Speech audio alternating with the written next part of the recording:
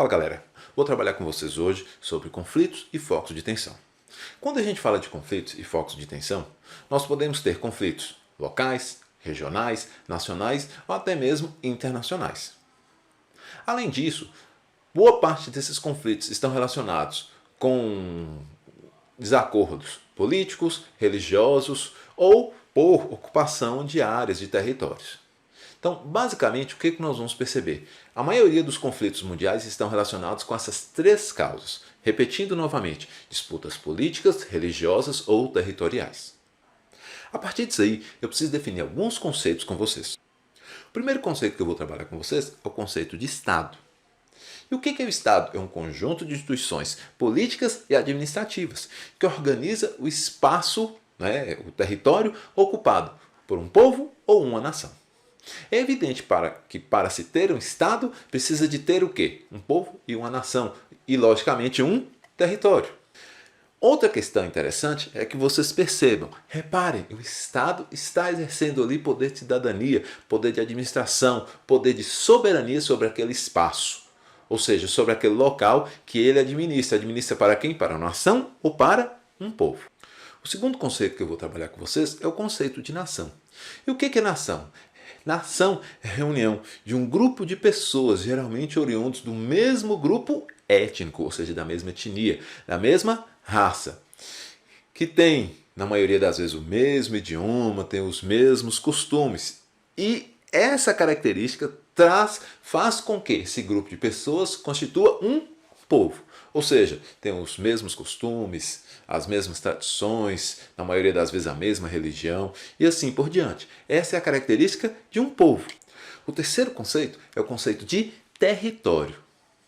E o que é o território? Território é a delimitação de uma área, de um espaço geográfico que é ocupado, pode ser por animal, por um tipo de vegetação, por um povo e daí por diante. Pensando esse raciocínio para a geografia e para a ideia de conflitos, zonas de tensão que nós estamos trabalhando, o que seria esse território? É a área ou espaço geográfico ocupado por um determinado povo ou por uma nação e que é administrado por um Estado.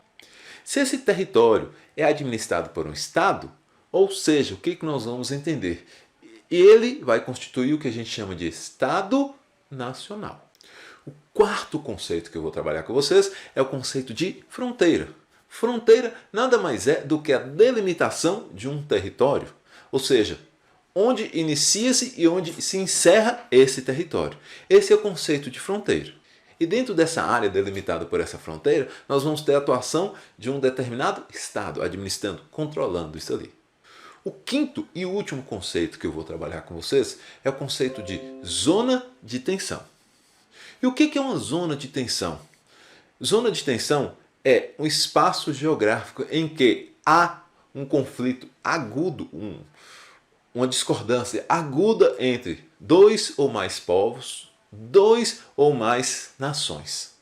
E quando a gente fala em povos, dois ou mais povos, ou seja, se a gente fala em zonas de tensão com dois povos, a gente pode ter isso dentro do contexto de um único país, como a gente pode ter envolvendo mais países. Ou seja, a partir do momento que está envolvendo mais países, eu tenho então um conflito já, uma zona de tensão, então um conflito internacional. A partir desses conceitos, eu vou agora apresentar alguns parâmetros para a análise desses conflitos e focos de tensão ao longo do globo. O primeiro parâmetro é a lógica do espaço geográfico, ou seja, onde está acontecendo essa zona de tensão ou esse conflito? Que espaço geográfico é esse? Quais são as características desse espaço? É a primeira questão, o primeiro parâmetro a ser analisado.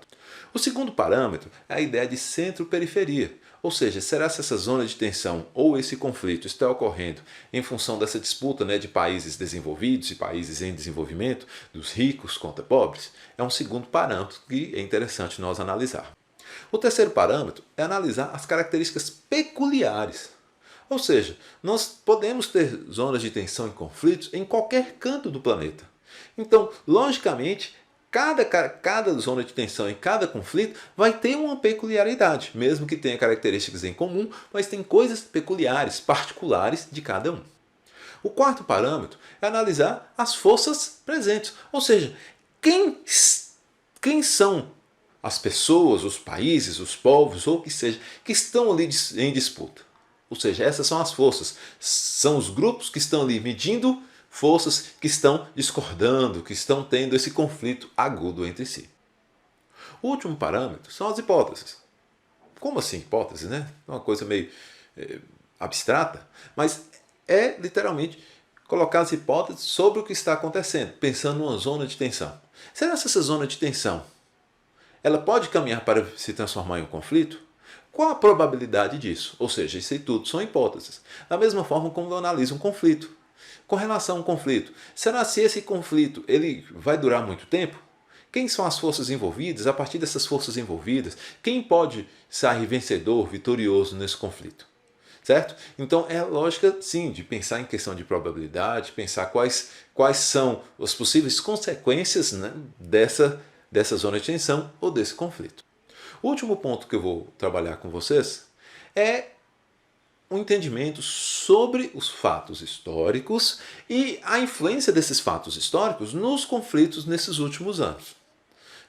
Falei últimos anos, né? Mas para vocês terem uma noção, o fim da Segunda Guerra Mundial e o enfraquecimento das potências europeias provocou a independência de diversos países, principalmente as famosas colônias africanas e asiáticas, as colônias que sofriam com o processo de imperialismo, né, neocolonialismo. Todavia, a força bélica e a força política que os países europeus, as potências europeias, mantinham sobre essas colônias evitavam diversas brigas, diversos conflitos entre os povos ali existentes.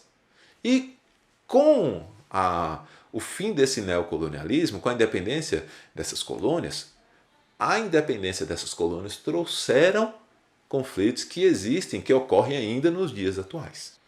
Uma segunda questão é a gente lembrar que em 1991 a gente tem o fim da União Soviética e, consequentemente, o fim da Guerra Fria. O que isso vai influenciar? Simples. Até mais ou menos aí, meados da década de 80, a gente tinha uma atuação muito intensa das duas superpotências, ou seja, dos Estados Unidos, principalmente, do lado capitalista, e da União Soviética, do lado socialista. E essa atuação intensa evitava que houvessem conflitos dentro das suas áreas de influência. Após o fim da Guerra Fria, essa atuação intensa diminuiu, principalmente a atuação militar. Ou seja, isso abriu as portas para que zonas de tensão que já existiam se transformassem em conflitos.